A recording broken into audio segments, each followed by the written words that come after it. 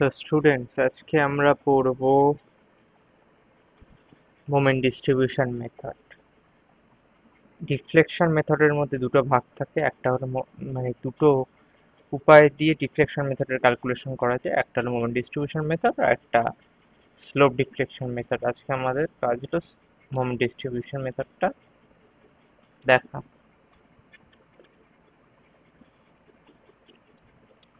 Moment distribution method করতে গেলে আমাদের কে মানে স্টিফনেসটাকে জানতে হবে। কোন কোন ক্ষেত্রে কোন কোন ধরনের স্টিফনেসের উপর বেস করে ক্যালকুলেট হয়। প্রথম কথা, যদি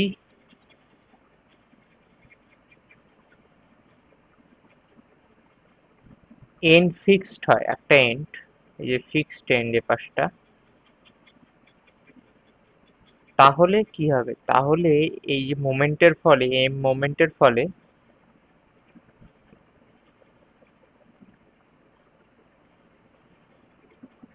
যে কেটা তৈরি হবে, আমি এখানে বেশি ডিসক্রিপটিভ পোর্শনে যাচ্ছি না, কে এ বি বিম, তাহলে বি থেকে মোমেন্ট তৈরি হচ্ছে B A is equal to 4 EI by এল।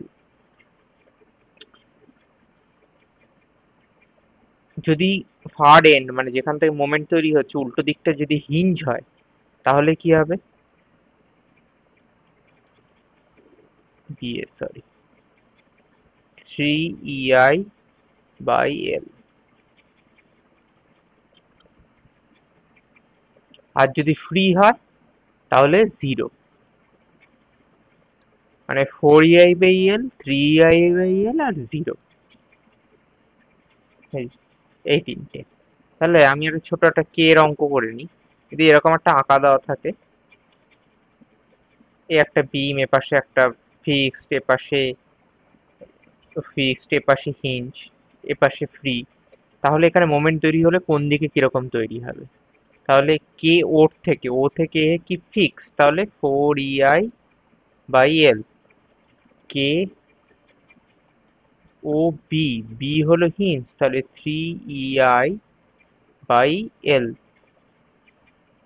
ও থেকে সি, থেকে সির দিকে হলো ফ্রি, তাহলে কি শিখেছি, ফ্রি হলে জিরো। আর ফিক্সডের দিকে কে ও বি হলে, ডি হলে সরি ডি হলে, এটাও ফিক্সড, ফিক্সড হলে কি 4 EI by L. Clear? Sorry,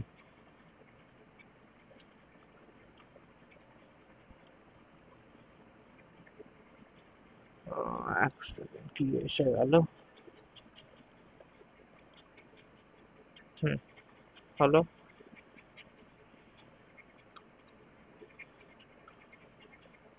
এবার আমরা কে তো জানলাম, এবার কে সামেশনও লাগে।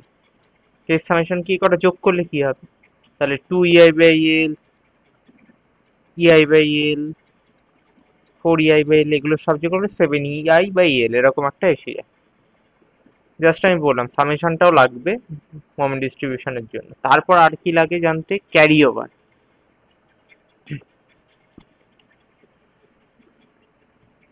ক্যারি ওভার কি, moment develop at far end, moment development on near end, দুটো রেশিওই হলো ক্যারি ওভার ফ্যাক্টর।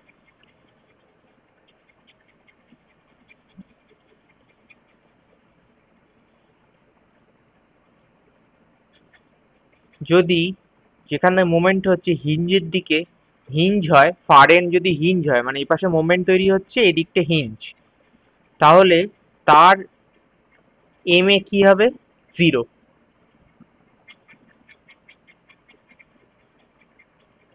আর যদি ফিক্সড হয় তাহলে হবে হাফ। এম এ মানে হলো ক্যারি ওভার, মানে ক্যারি ওভার মোমেন্ট, আমি এখানে সাইডে লিখে দিই।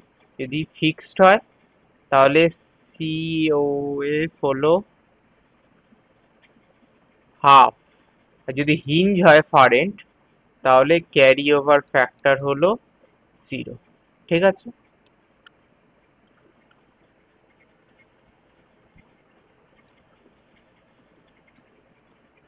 এবার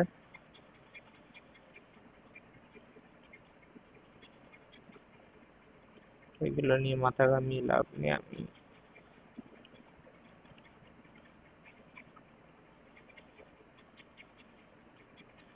যা ম্যাথে যে তার আগে কোনটার কি মোমেন্ট বার করে দেখতে হবে, এগুলো জেনে নিতে হবে। যদি বোথ হিঞ্জ হয় এবং সেন্টারে পয়েন্ট লোড ইউজ হয়, তাহলে দুদিকের মোমেন্ট কি হবে, PL/8। একদিকে মাইনাস মোমেন্ট, একদিকে প্লাস মোমেন্ট। যদি ইউডিএল লেগে থাকে তাহলে WL²/12।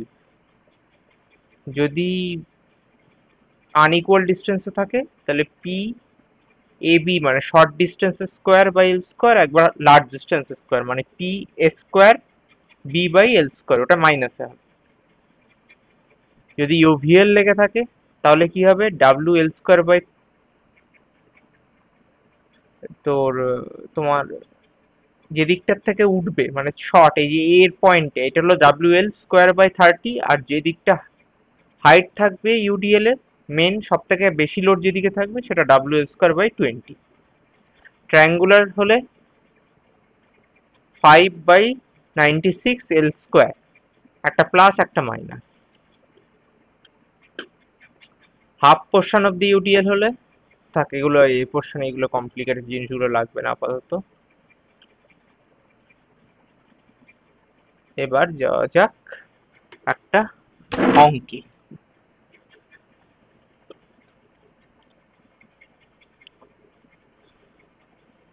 তাহলে এখানে দেখা যাচ্ছে একটা তিনটে সাপোর্ট আছে একটা বিমের উপর লোড করেছে।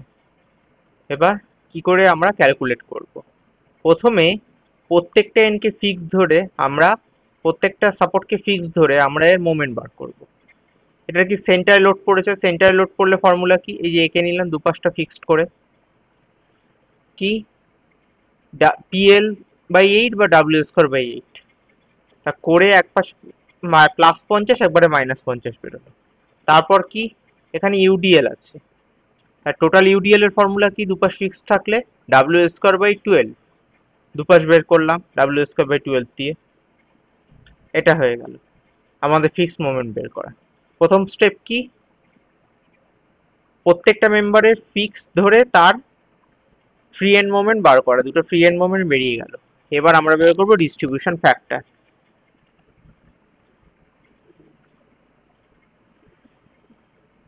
মেন সেন্টারে কি আছে, ডি, আর এ পাশে এ, পাশে সি, তাহলে বি এর থেকে মেম্বার দুটো ক্রিয়েট হচ্ছে, BA আর BC।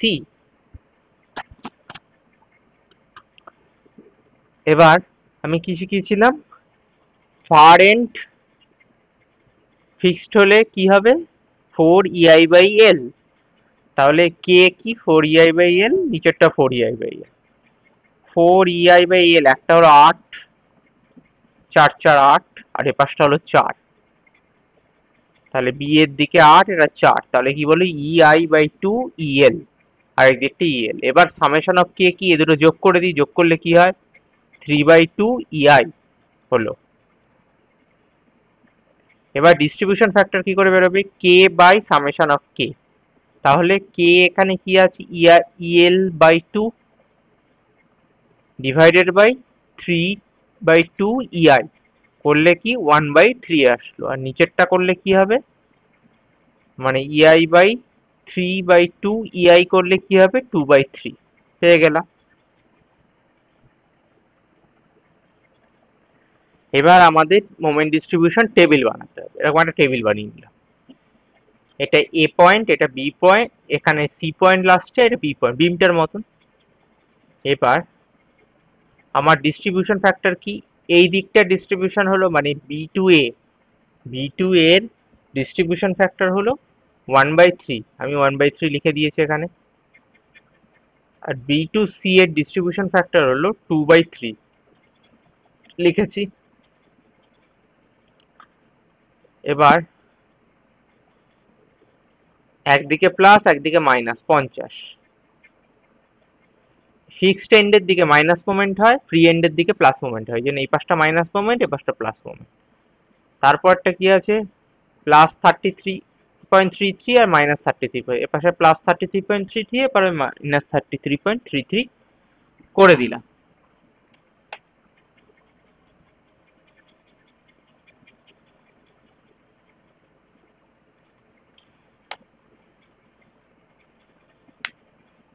এবার আমাদের ক্যালকুলেট করতে হবে ব্যালেন্স করে, কি করে ব্যালেন্স করে, কি করে ক্যালকুলেট করে, সেগুলো দেখতে হবে। প্রথমে ফ্রি এন্ড মোমেন্ট লিখে নিয়েছি, এবার ব্যালেন্স মোমেন্ট করতে হবে। ব্যালেন্স মোমেন্ট কি করে হবে, এই যে সেন্টারে যে দুটো লোড আছে, এই দুটো যেরকম যেরকম সাইনে আছে, এই দুটোকে ক্যালকুলেট করে দিতে হবে। ক্যালকুলেট করলে কি, +50 আর -33.33 করলে হয়, আমি করে দেখাচ্ছি, +50 আর প্লাস কি -33.33 করলে হয় +16.66 আসলো। এটা আনব্যালেন্স মোমেন্ট। এবার এটাকে ব্যালেন্স করতে হবে কি দিয়ে, এই ডিস্ট্রিবিউশন ফ্যাক্টর দুটো দিয়ে। একটার কি, এপাশের ডিস্ট্রিবিউশন ফ্যাক্টর কত, 1/3, তাহলে 1/3 ইন্টু 16.66 করলে কত হয়, -5.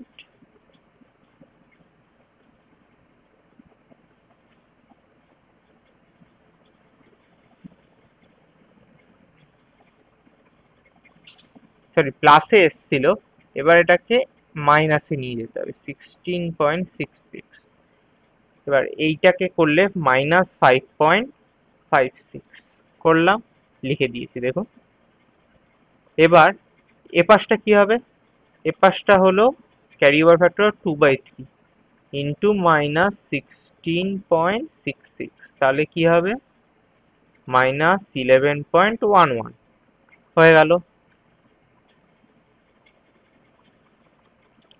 এই দুটো ব্যালেন্স মোমেন্ট লিখে দিয়েছি। এবার ব্যালেন্স মোমেন্টটাকে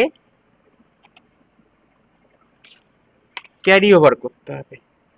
তাহলে ক্যারি ওভারটা কি করে হবে,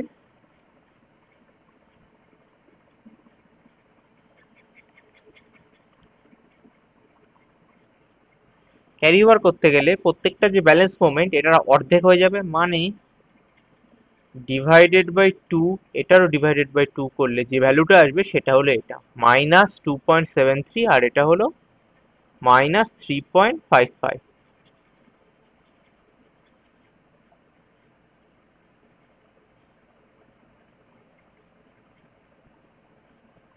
এবার কি, এবার আমাদেরকে ক্যালকুলেট করতে হবে কি, -50 -2.78, এই দুটোকে ক্যালকুলেট করলে কত আছে, কত হয়, -52.78, ঠিক আছে।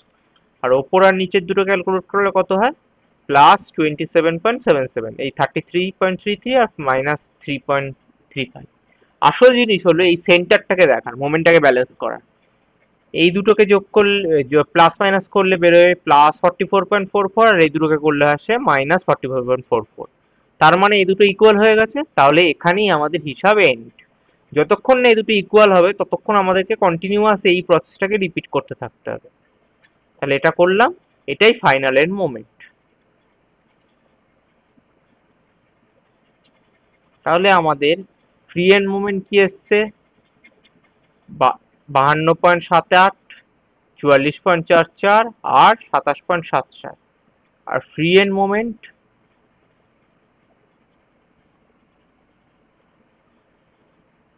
W²/8 আর W²/4।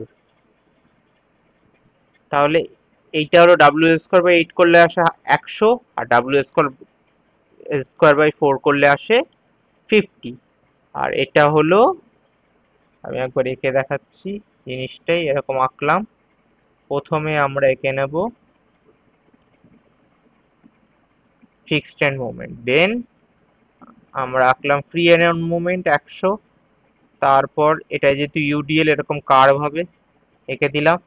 এবার যে জায়গাগুলো দুটোর মধ্যেই কমন, যেরকম এই জায়গাটা কমন দুটো, এই জায়গাটা কমন নয়, এই জায়গাটা কমন নয়, যেই জায়গাগুলো কমন নয় সেই জায়গাগুলোতে আমরা হ্যাশ টেনে দেবো। আর এগুলো হলো আমাদের প্লাস মোমেন্ট, প্লাস প্লাস ভ্যালুগুলো লিখে দেবো, ব্যাস অঙ্ক তাহলে আমাদের শেষ।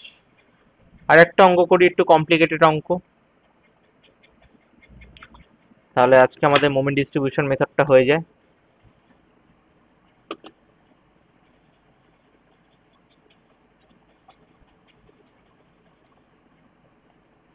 এরকম একটা বিম রয়েছে, একটা দুটো তিনটে চারটে সাপোর্ট রয়েছে। তাহলে এই সাপোর্টের ক্ষেত্রে, চারটে সাপোর্টের ক্ষেত্রে কি করব? এটা সমান দূরত্বে নেই, তার মানে P A B square by L square. এ কি 4 মিটার, বি কি 2 মিটার, এল হলো 6 মিটার। করলাম, ভ্যালু পেলাম। এটা ওরা ভ্যালু পেলাম। এটা ইউডিএল, তার মানে ডাব্লিউ স্কোয়ার বাই 12 করলাম, ভ্যালু পেলাম। এটা হলো সেন্টারে লোড আছে, এপাশেও 4 এপাশেও 4, তাহলে পিএল বাই 8 করলাম, পেয়ে গেলাম, বা W L by 8, W into L by 8, এই কটা পেয়ে গেলাম। এবার কি ডিস্ট্রিবিউশন ফ্যাক্টর আমাদের, এটাকে যদি সেন্টার ধরি, এদিকে ফিক্সড, এদিকে হিঞ্জ। ফিক্সড এর ক্ষেত্রে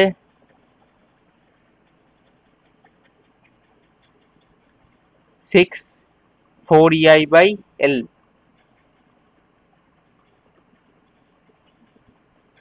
আর ফ্রি এর হিঞ্জের ক্ষেত্রে 4 EI by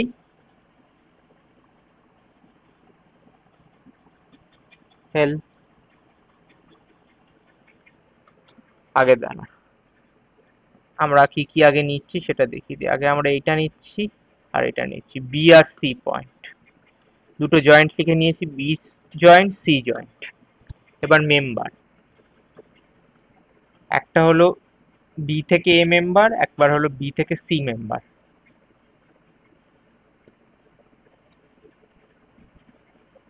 4 EI, I can, এটা 1.5 I, তাই আইটাকে 1.5 I লিখেছি।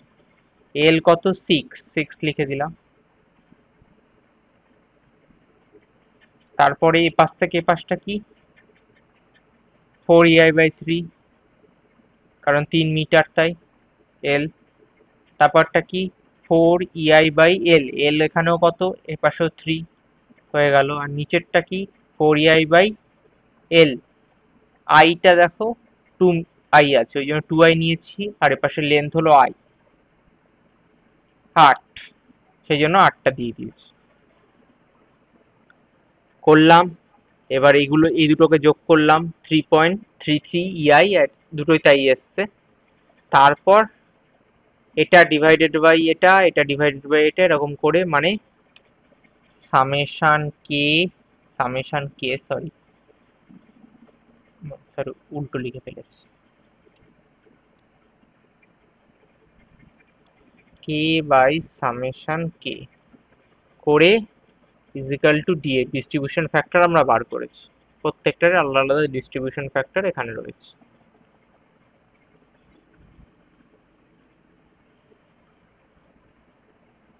এবার যাওয়া যাক, ফ্রি এন্ড মোমেন্ট, যে যেখানে যেটা বেরিয়েছে আমরা লিখে নিলাম। এরপর কি আমরা ব্যালেন্স করব, ব্যালেন্স মানে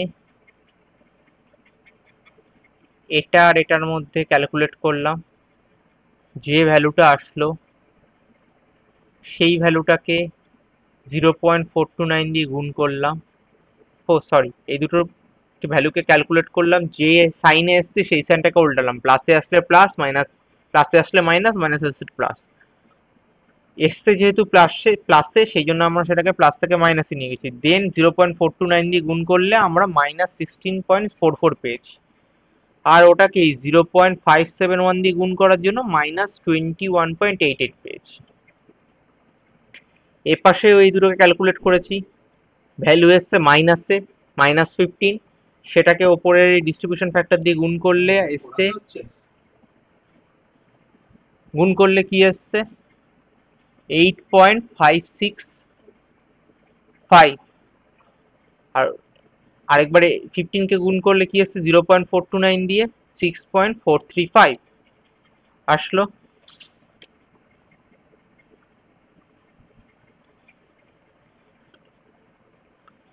দেন আমি কি বলেছি, দেন ক্যারি ওভার করতে হবে। ক্যারি ওভার কি 50%, ডিভাইড বাই 2। প্রত্যেকটা যদি divided by 2 divide by 2 divide by 2 divided by 2 করে জাস্ট এপাশ থেকে এপাশে ক্যারি ওভার করে দিই, তাহলে যে ভ্যালুগুলো আসে সেগুলো হলো এইগুলো। আসলো।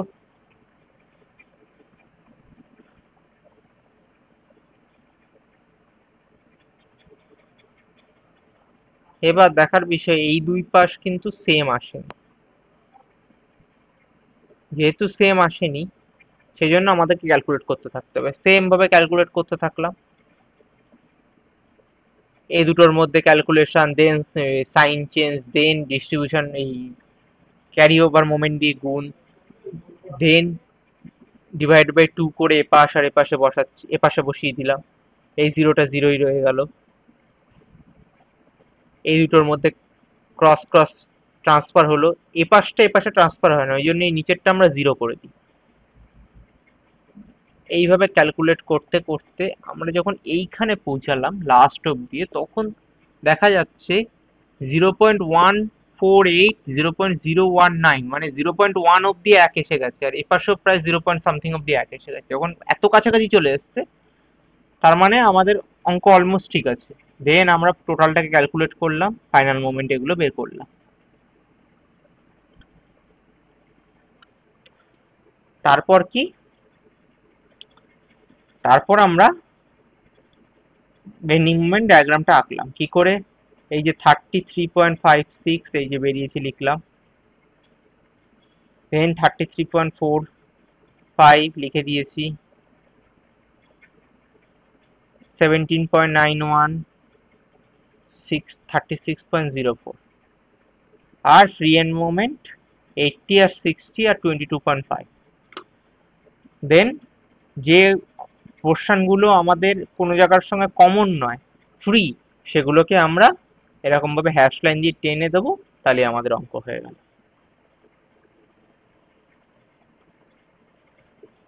ওকে, এটাই মোমেন্ট ডিস্ট্রিবিউশন মেথড। সো আজকের ক্লাস এইটুকখানি। Thank you for joining. আমার ক্লাস ভালো লাগলে এই চ্যানেলটি সাবস্ক্রাইব করবেন। Thank you.